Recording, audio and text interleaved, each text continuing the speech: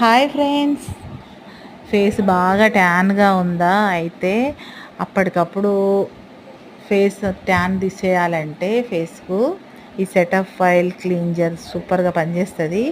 First మొహానికి కొంచెం తడి చేసుకోవాలి. తర్వాత కొంచెం కొంచెంగా మనము ఈ లిక్విడ్ని ఇట్లా చేతి పైన పెట్టుకొని మనం ఫేషియల్ ఎట్లా చేసుకుంటామో అట్లా మొత్తం స్కిన్ అంతా అబ్జర్వ్ చేసుకోవాలి.